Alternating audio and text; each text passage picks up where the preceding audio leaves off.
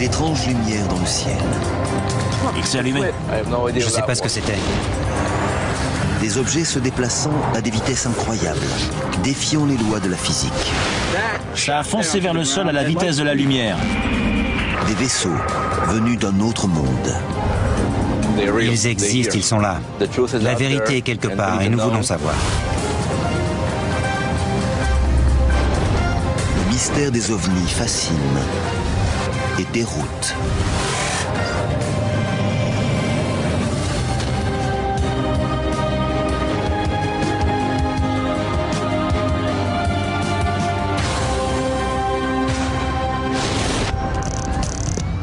Winstead, Connecticut, janvier 2011, 20h.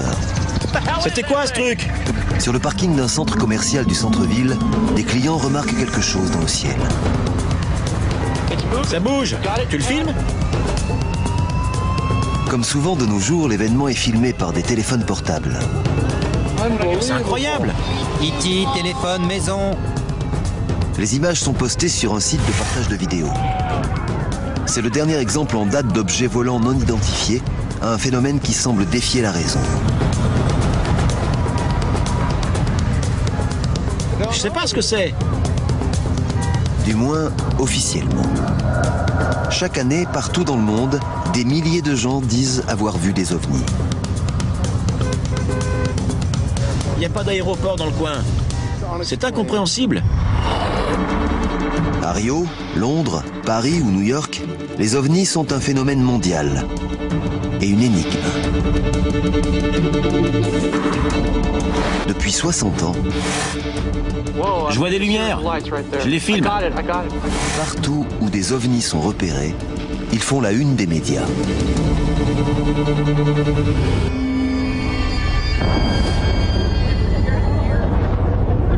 En ce moment, le plus gros buzz de YouTube, c'est l'OVNI israélien. Un vaisseau qui s'est posé sur un temple. C'est un ovni? C'est dingue. On le voit se poser sur le toit et puis décoller à la vitesse de la lumière. J'ai regardé la vidéo plein de fois et je pense que c'est un vrai. Ce genre de scène enflamme l'imagination des passionnés de phénomènes inexpliqués. On en a vu dans le Mississippi, mais jamais comme ça. Immédiatement, on enquête pour découvrir la vérité.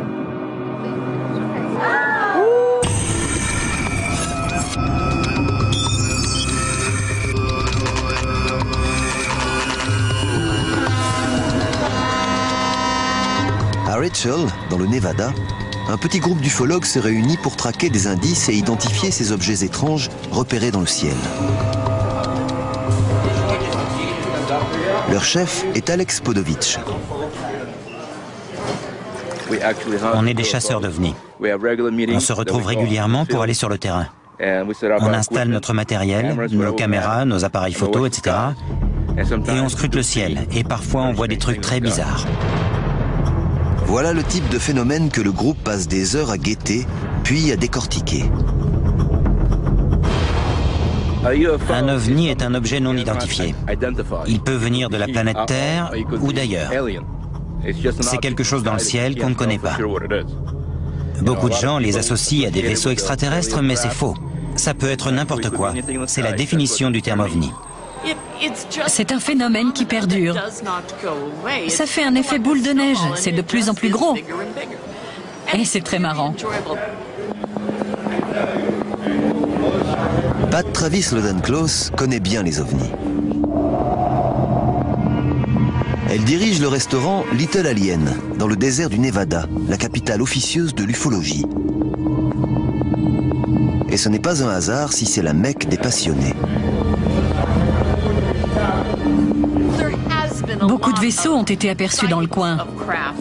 Des phénomènes que personne ne peut expliquer. Certains ont fait des manœuvres tellement rapides que c'était incroyable. Je pense que nous ne pouvons pas être les seuls habitants dans tout ce magnifique univers. Il y en a forcément d'autres, c'est ma conviction.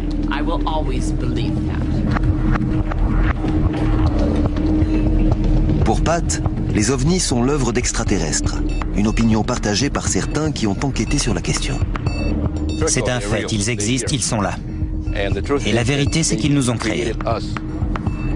Et l'espèce humaine a besoin de savoir d'où elle vient et de connaître ses origines. Depuis des décennies, les ufologues cherchent la vérité, mais ce n'est pas facile.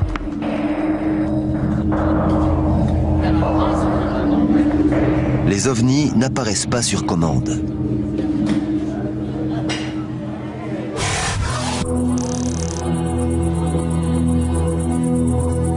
Pour les chasseurs d'ovnis, le Graal, c'est de trouver une vraie soucoupe volante, disons un vaisseau spatial, de le prendre en photo et de le toucher. Ou de croiser un vrai extraterrestre, de lui serrer la main et de le photographier. Aujourd'hui, Alex et les autres vont se promener sur l'autoroute extraterrestre pour tenter de voir un ovni.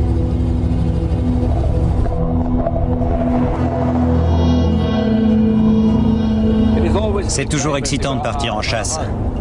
Ce sera peut-être l'occasion de trouver quelque chose que je cherche depuis des années.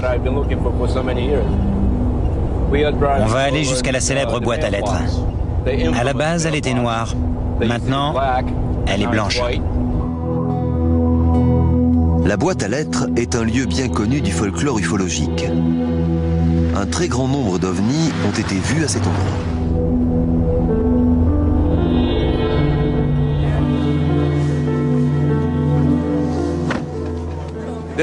Voici la fameuse boîte à lettres blanche. Et tout autour, vous voyez des chasseurs d'ovnis. Ils seront avec nous ce soir. Espérons qu'on verra quelque chose dans le ciel. La chasse aux ovnis est une opération complexe et surtout risquée, qui place le groupe en ligne de mire des autorités. Le gouvernement surveille de près la région, l'une des plus secrètes de la planète. L'armée américaine possède une base opérationnelle près de Groom Lake. On l'appelle la zone 51.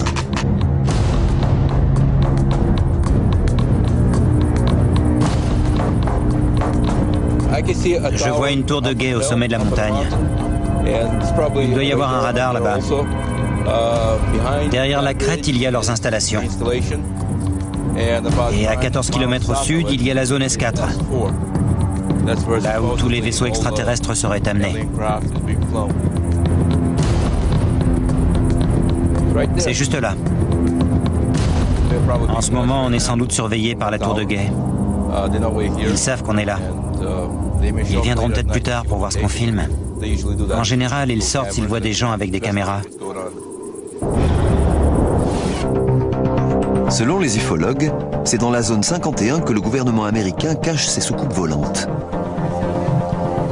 Elles sont les preuves que les vaisseaux extraterrestres sont réels et que certains se sont posés sur Terre.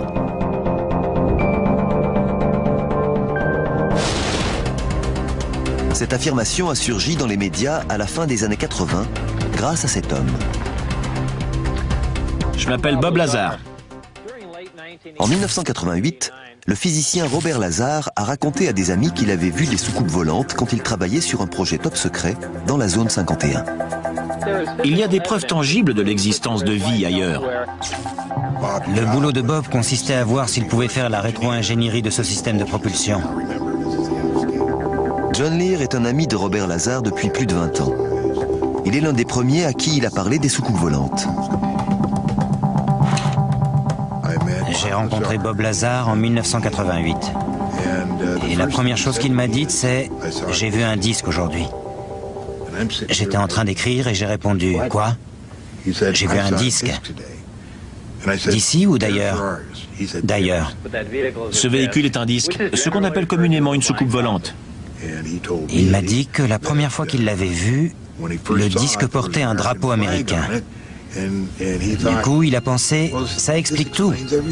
On a des soucoupes, elles viennent de chez nous. C'est de là que partent les rumeurs. Mais quand il a jeté un œil à l'intérieur, il a vu des sièges minuscules, environ de cette taille. Et là, c'est devenu clair. Il a compris que c'était un vaisseau extraterrestre. Cette révélation par un scientifique autorisé à pénétrer dans la base top secrète a fait grand bruit. Les soucoupes volantes existaient bien et le gouvernement les cachait. En fait, ils injectent des protons dans le moteur. Et selon moi, tout ce que nous avons développé a été influencé par les extraterrestres et leur technologie. Si les ovnis et les soucoupes volantes sont réels et dissimulés dans des bases secrètes, au milieu du désert du Nevada, cela soulève plusieurs questions. À quoi servaient-elles? Où ont-elles atterri? Et quand les États-Unis les ont-ils trouvées?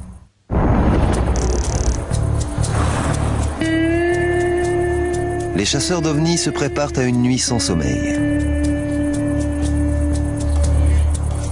Ils sont bien équipés.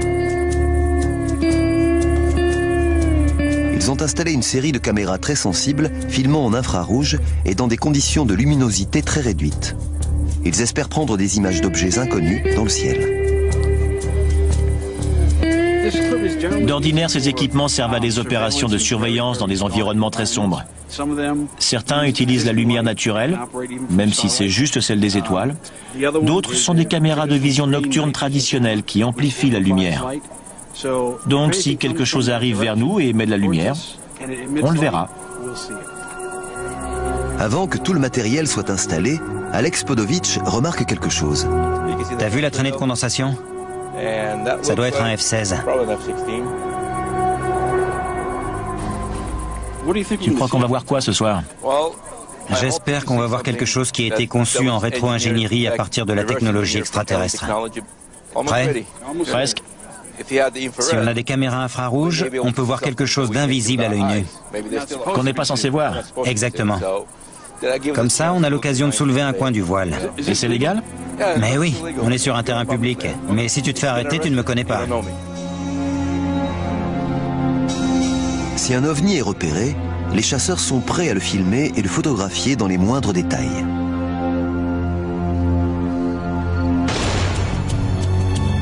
S'ils y parviennent, ce sera un grand moment pour eux. Il faut que tout marche. Ces appareils sont nos yeux cette nuit. Ouais, ça m'a l'air bien. Espérons qu'il y aura des lumières bizarres qui bougent en zigzag ou super vite. Regarde par là. J'espère voir un vaisseau spatial, si possible. Dans l'obscurité, au loin, le groupe a remarqué quelque chose. Il fait trop sombre pour les caméras normales, mais celles prévues pour la faible luminosité ont peut-être repéré quelque chose. Il bougeait et il a disparu. Dans cette direction. C'est lumineux. Ah, c'est super. Il s'est allumé. Juste là. Rouge orangé. Là, à 1 heure. Quel est le verdict des équipements ultrasensibles? Bon. Voilà ce qu'on vient de voir. Juste à côté du 2, sur la 3e caméra, une lumière est apparue. Et là, il en a une autre. Elles sont restées là autant de temps, toutes les deux, et puis elles ont disparu. Elles étaient stationnaires. Elles étaient là, et elles sont parties. Ce n'est pas un pixel sur l'écran ou un problème technique.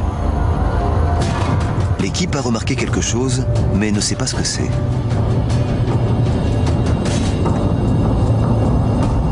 Elle espère que c'est une soucoupe volante que le gouvernement américain cache dans le désert. C'est une notion très en vogue dans les cercles ufologiques. Cette théorie est née après le plus célèbre incident de l'histoire des ovnis.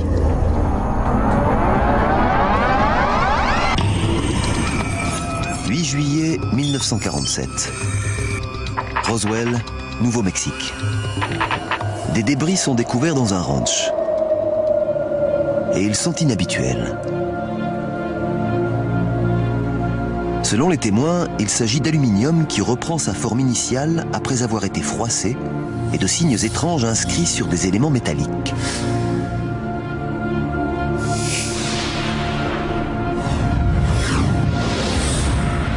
Une légende ufologique était née.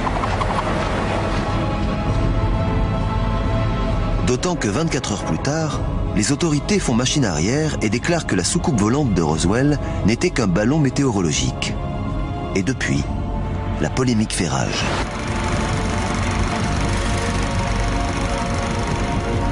Ce qui est intéressant dans l'histoire de Roswell, c'est que quelle que soit la version que l'on croit, celle de l'aviation américaine ou celle de la communauté ufologique, tout le monde s'accorde sur un point.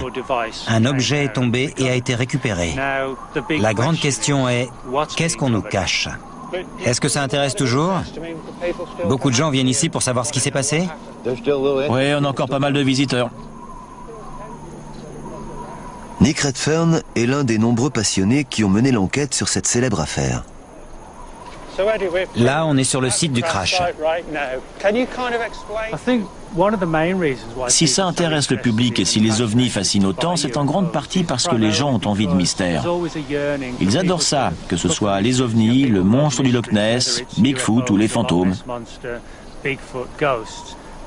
Les mystères font recette. Moi, je crois aux ovnis. Et il y a un vrai mystère, ce qui les rend encore plus intrigants.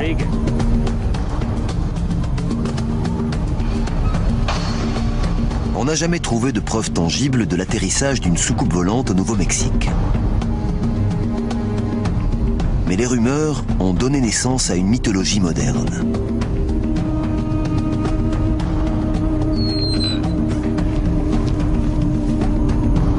C'est ici qu'on a réuni toutes les preuves. Quand on a commencé à voir des soucoupes volantes en 1947, c'était totalement nouveau. On n'avait jamais vu ça et ça a fasciné le grand public. L'incident de Roswell a planté le décor d'une explosion des observations d'ovnis un peu partout dans le pays. Depuis, les ovnis sont devenus un phénomène global et aujourd'hui, on commence à comprendre pourquoi.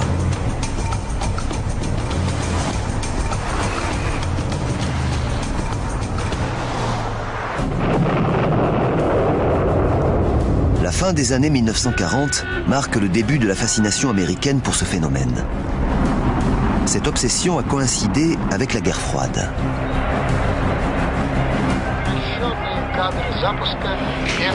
C'est à cette période que l'Amérique a vu de plus en plus de choses étranges dans le ciel.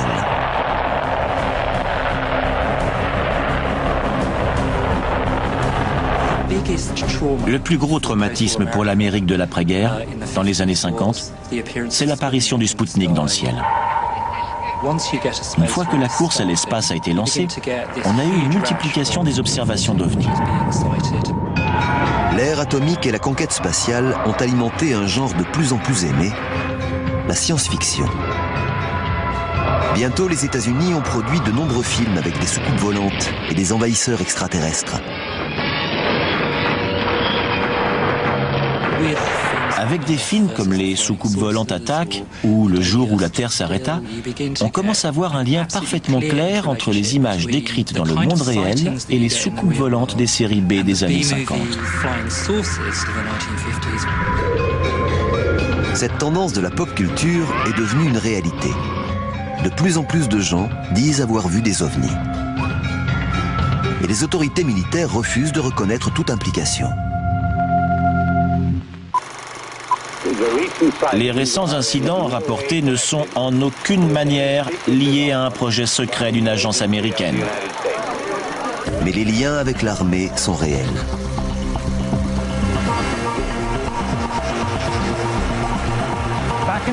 Dans les années 50, l'aviation américaine a bel et bien travaillé sur des projets de construction de vaisseaux circulaires.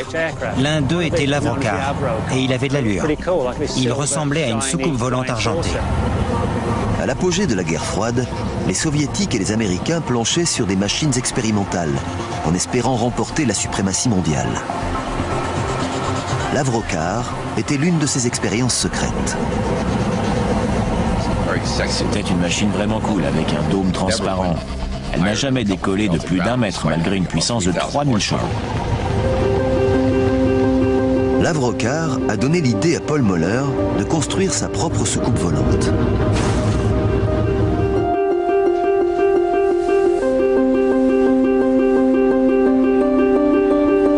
Je pense que ça rappelle l'image de la machine qu'on voyait dans le dessin animé Les Jetsons dans les années 60, avec le dôme transparent et une grande liberté de mouvement. Cette série a eu un grand succès aux États-Unis et je pense que ça a éveillé la curiosité des gens.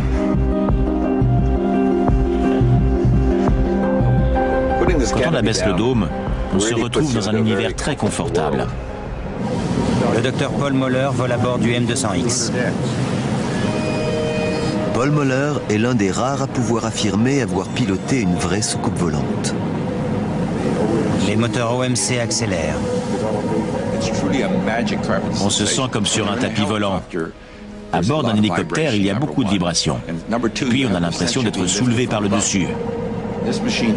Au contraire, cet engin n'émet aucune vibration. Le moteur rotatif est comme celui d'une machine à coudre. La puissance vient d'en dessous et la sensation n'a rien à voir. On a l'impression de flotter. C'est extraordinaire, comme sur un tapis volant.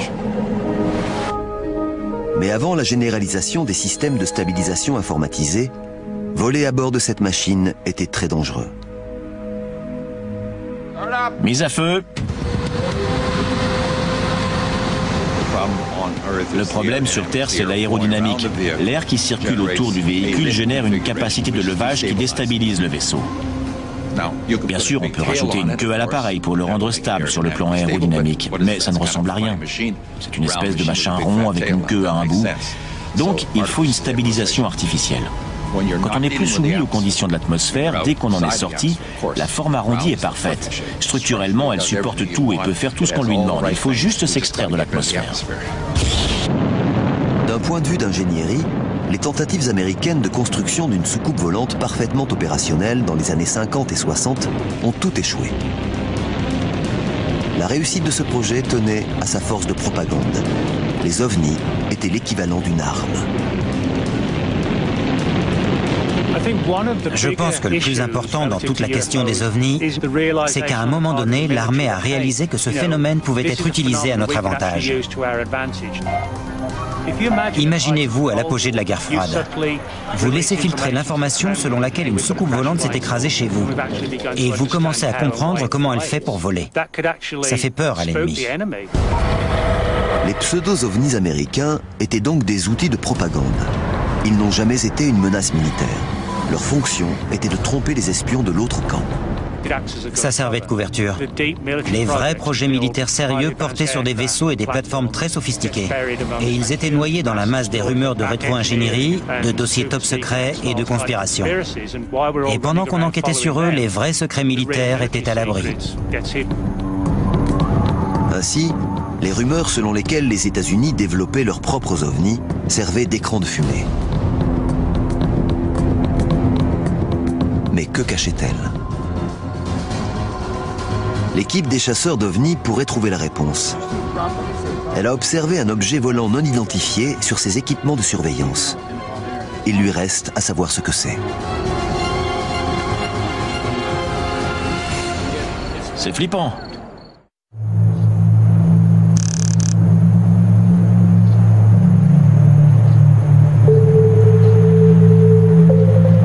Peter Merlin connaît bien ce qui se passe au-dessus du désert.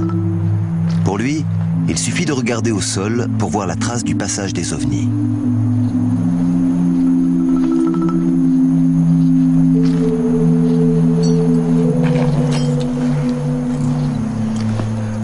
L'une des choses que les gens aperçoivent autour de la zone 51, ce sont d'étranges motifs lumineux dans le ciel, comme des sphères brillantes, ce genre de choses. Et souvent, c'est ça qu'ils voient. C'est une fusée infrarouge de l'aviation. Ça fournit une source de chaleur pour attirer les missiles à guidage thermique. Pour les observateurs au sol, ces fusées sont très intrigantes parce qu'elles ont l'air de rester suspendues dans les airs et sont ballottées par le vent, tout en dégageant beaucoup de lumière. Il y a des milliers de débris comme ça dans le désert. Ça explique pas mal de phénomènes soi-disant bizarres au-dessus du Nevada.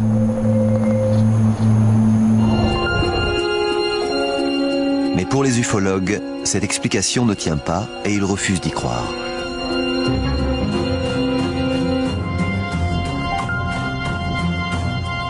Ça a bougé. La lumière a bougé. Juste là. Je la vois.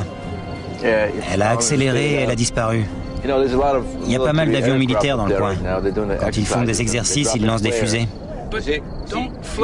Mais les fusées retombent, non? Ce truc n'est pas redescendu vers le sol. Une fusée retombe lentement, c'est toujours comme ça, en illuminant toute la zone. Une fusée, ça flotte. Là, ce truc a chuté à la vitesse de la lumière. Je sais pas ce que c'était. Regarde cette lumière, comment elle bouge. Elle revient. Je vais en arrière. C'est juste ici. Ça me fait flipper. Rien ne bouge comme ça. C'est bizarre. On a du mal à y croire. C'était quoi ça? Une bombe? Sans doute. T'es sûr? Oui, il vise notre voiture. Arrête, c'est pas drôle. Les chasseurs d'ovnis sont perplexes. Ils ont repéré un objet étrange au-dessus de la zone 51.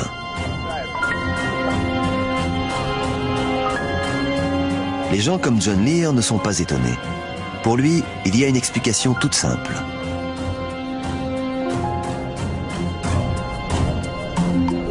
Tout ce que nous avons développé a été influencé par les extraterrestres. Ils nous ont tout donné. À partir de Roswell, on a mis au point des objets comme les transistors, les fibres optiques, etc.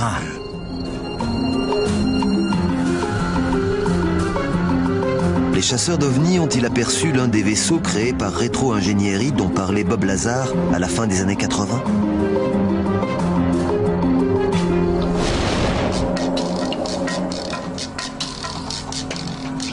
Dans les Spring Mountains, à 65 km à l'ouest de Las Vegas, Peter Merlin va enquêter sur le terrain.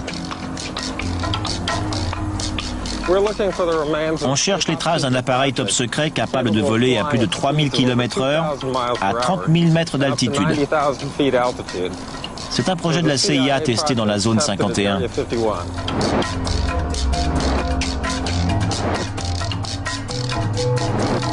La question est, ce projet est-il basé sur une technologie extraterrestre?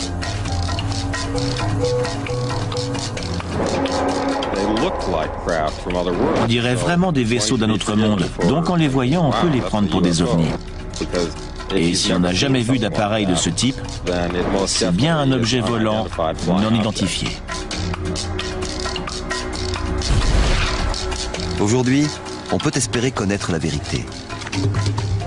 En 1967, un prototype ultra secret s'est écrasé dans ces montagnes.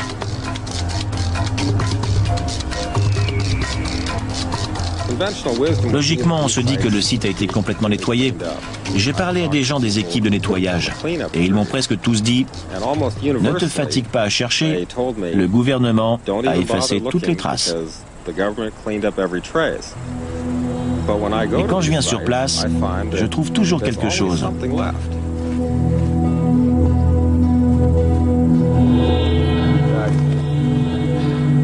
Ça, c'est un gros morceau de titane. On voit de la peinture noire à l'extérieur et cet appareil était noir. C'était un bout de sa structure conçu pour absorber les ondes radar. C'était l'un des composants les plus secrets de l'appareil. Ça peut sembler surprenant de trouver ces débris alors qu'ils sont censés avoir nettoyé. Mais il y en a partout dans le désert.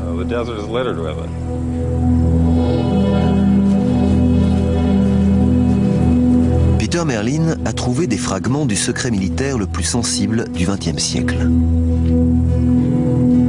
Ce n'est pas un vaisseau extraterrestre, mais pendant la guerre froide, pour les soviétiques, ça ne faisait pas une grande différence. Sa technologie était si avancée qu'ils ne l'ont jamais vu venir, au sens propre.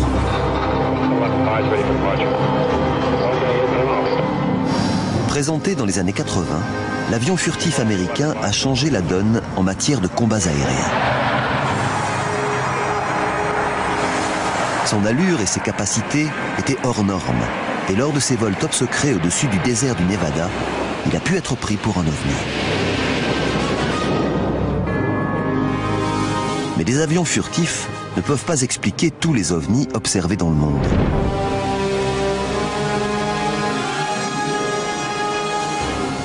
Aujourd'hui, la technologie moderne nous permet de comprendre ce qu'ils sont et d'où ils viennent.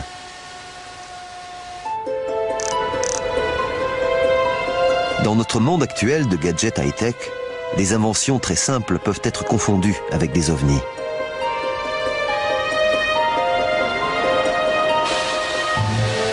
Voici l'aérobot. Il est développé par Paul Moeller, celui qui a construit et piloté la soucoupe volante M200X.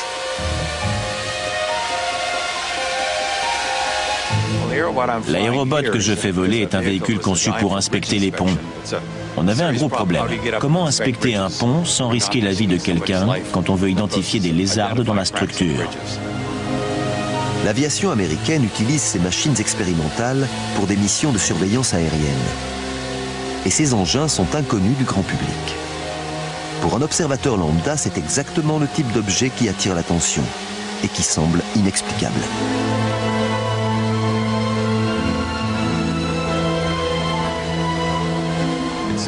C'est dingue. Très souvent, on n'annonce pas le vol qui aura lieu à 5 h du matin, et à notre arrivée, il y a déjà fou. C'est comme si l'info se propageait par magie. Tout le monde veut le voir voler. C'est très surprenant, mais au début, tout est surprenant, et il faut du temps. Mais je pense qu'il ne faudra pas longtemps pour que ça devienne aussi courant et familier que le reste. Pour un regard non avisé, les gadgets inventés par Paul Moeller peuvent passer pour des objets volants non identifiés.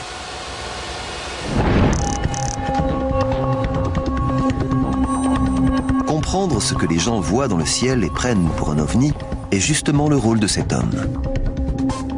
Marc D'Antonio est l'analyste en chef du MUFON, le réseau mutuel des ovnis, une organisation américaine qui enquête sur les phénomènes inexpliqués. Quand quelqu'un aperçoit quelque chose, il peut le filmer ou le photographier. Par exemple, on a une vidéo faite avec un téléphone portable postée sur Internet hier soir. Et depuis, elle a déjà été vue 187 fois. En gros, le monde entier peut la regarder. C'est l'OVNI observé au-dessus du centre commercial de Winstead, dans le Connecticut. Marc D'Antonio a l'habitude d'étudier ce type d'images pour les décrypter. Dans la plupart des cas, son verdict surprend les témoins de la scène. Comme on peut l'imaginer, les vidéos d'OVNI sont souvent en réalité des images d'objets volants tout à fait identifiables, comme des avions, des insectes, des oiseaux, des météorites ou d'autres choses qui volent dans l'air. On reçoit aussi beaucoup de photos, avec par exemple des frisbees photographiés sous un angle bizarre. Regardons celle-ci par exemple. Sur sa base de données, il a des centaines de clichés de pseudo-ovnis. Quelqu'un a pris une photo d'un vaisseau. Mais c'est un objet connu, c'est un avion. Il n'y a donc aucun problème. Mais vous voyez cette traînée et ces deux appendices? De ce côté et de l'autre? C'est un exemple typique parce qu'en fait c'est juste un objet flou, tout près de l'objectif. Tout simplement un insecte. Comme ici, très souvent les gens croient voir quelque chose sur une photo ou une vidéo, alors qu'au moment de la prise de vue, ils n'avaient rien remarqué. Et bien souvent, les objets en question ne sont pas volants du tout. Il arrive fréquemment que des gens prennent une photo pour une autre raison, le travail ou le plaisir, et qu'ensuite, en la regardant, ils soient intrigués par un détail qu'ils n'avaient pas vu sur le moment. Prenez celle-ci. Dans le coin, deux traits sont apparus. Ils nous ont été présentés comme deux objets qui n'avaient pas été vus quand la photo a été prise. Je l'ai regardé et j'ai éclaté de rire. J'ai dit « Ah, merci, j'adore ». En fait, c'est juste une agrafe. 95% de tous les pseudo-ovnis envoyés pour analyse sont au final des objets connus, tout simplement mal identifiés ou filmés de manière inhabituelle.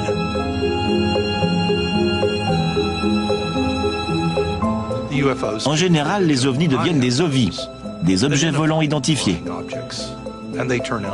Et il s'agit d'avions, d'hélicoptères, de phénomènes atmosphériques ou de corps célestes, comme des météorites, etc.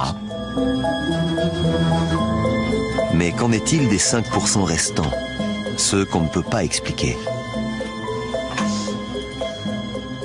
Toutes les images qu'on a étudiées jusqu'à présent ont fini dans la catégorie identifiée pour 95% d'entre elles.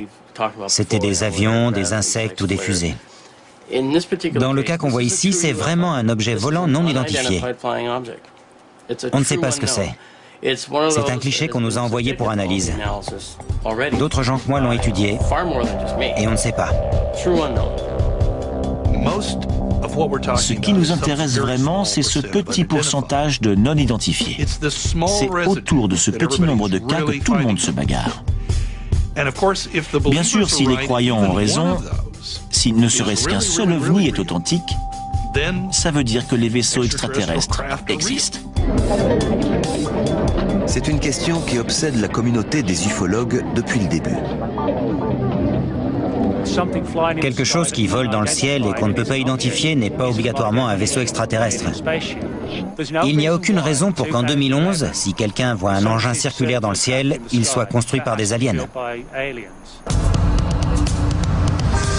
Et en voici la démonstration, toujours à Winstead, dans le Connecticut. Sur ce parking mal éclairé, les passants observent un objet étrange dans le ciel.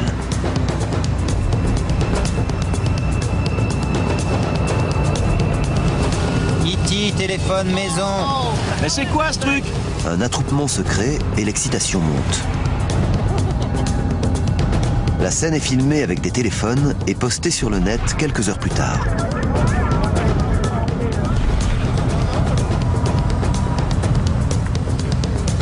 A priori, il n'y a aucun trafic aérien dans la région. Aucun vol de dirigeables ou d'engins publicitaires n'a été annoncé. Pour tous les gens présents, c'est bien un ovni. Incroyable! Le problème, c'est que plus la technologie progresse dans le grand public, plus c'est facile de monter un canular crédible. Il y a 30 ou 40 ans, une bonne photo d'ovni pouvait bien être un vrai ovni, parce que c'était difficile à créer de toutes pièces. Mais aujourd'hui, un ovni réaliste, ça peut être juste un ado boutonneux de 16 ans qui vit chez sa mère et qui fait un film de qualité. Ensuite, il le met sur Internet et se marre en voyant les ufologues se mettre dans tous leurs états.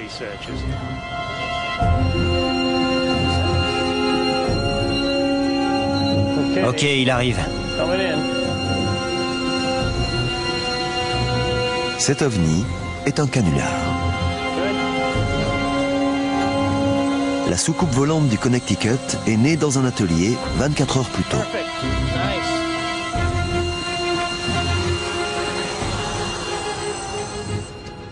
Ok, lumière.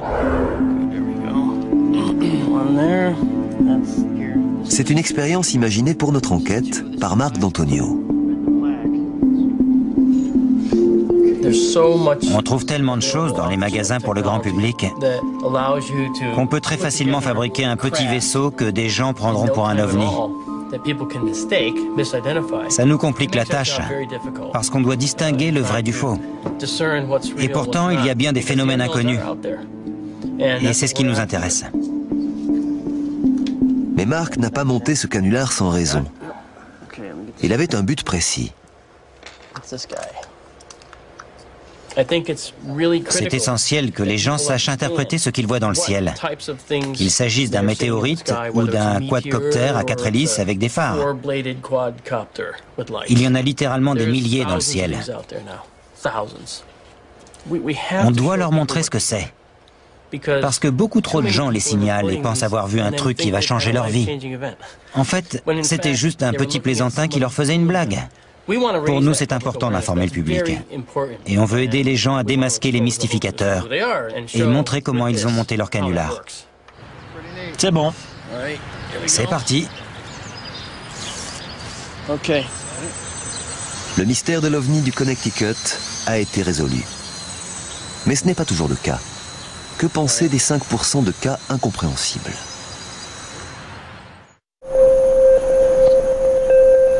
Doug Wilson travaille lui aussi sur les ovnis pour le réseau MUFON, mais sur le terrain.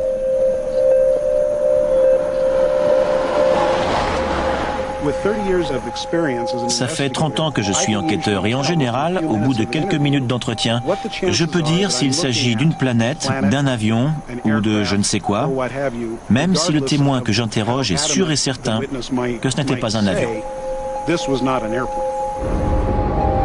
Est-ce que ça m'est déjà arrivé de dire honnêtement que j'ai exploré toutes les pistes et que malgré tout, je ne sais pas ce que c'est? Oui, c'est arrivé. Dans ces cas-là, Doug sait pourquoi les gens font instinctivement le lien avec l'espace et les aliens. Les gens ont besoin d'avoir une explication pour tout. Et on a Star Wars, Star Trek et tout un tas d'histoires de science-fiction dont les gens raffolent. Du coup, ils pensent automatiquement à quelque chose qui vient de l'espace. Donc, si on ne leur donne pas de réponse, ils en trouvent une par eux-mêmes. Et souvent, c'est la piste extraterrestre. Tandis que le cinéma et la télévision entretiennent nos fantasmes, le manque de transparence des autorités et les 5% de phénomènes inexpliqués alimentent les spéculations.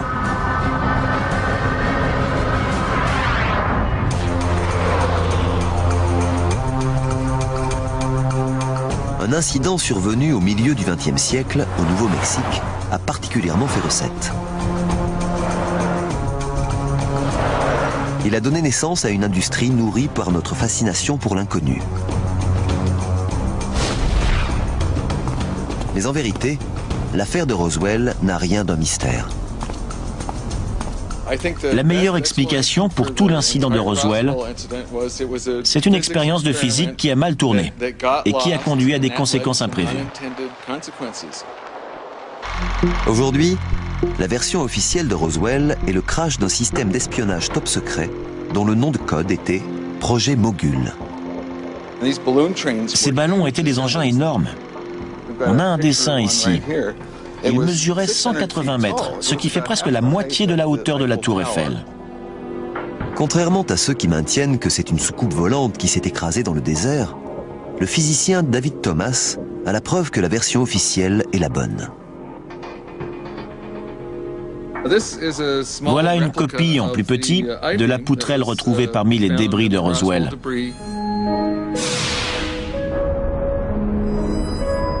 Ces signes étranges sont la clé du mystère. Ce ne sont pas des inscriptions extraterrestres comme certains l'ont cru, mais quelque chose de bien plus prosaïque qui a un rapport avec le projet Mogul.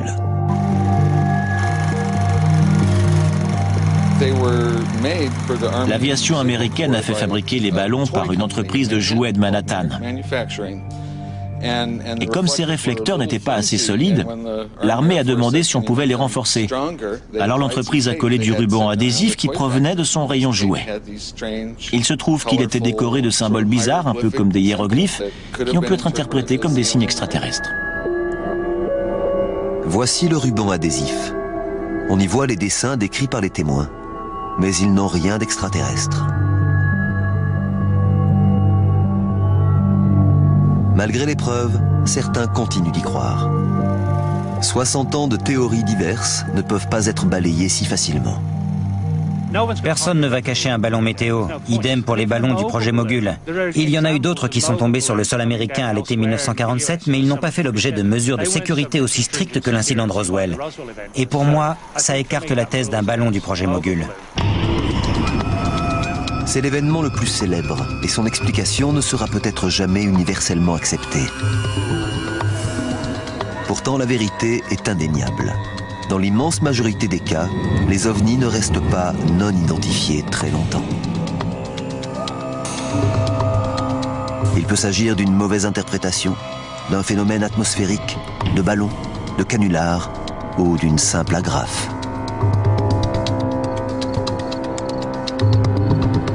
Mais le mystère reste entier pour les 5% non identifiés.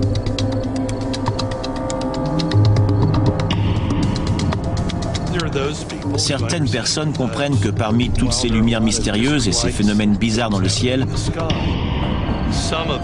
il y a pas mal de choses clandestines. Il n'existe aucune preuve irréfutable du passage d'un quelconque vaisseau extraterrestre sur la planète Terre. Les croyants continuent à chercher. Elle revient. La dernière, juste ici. Juste ici.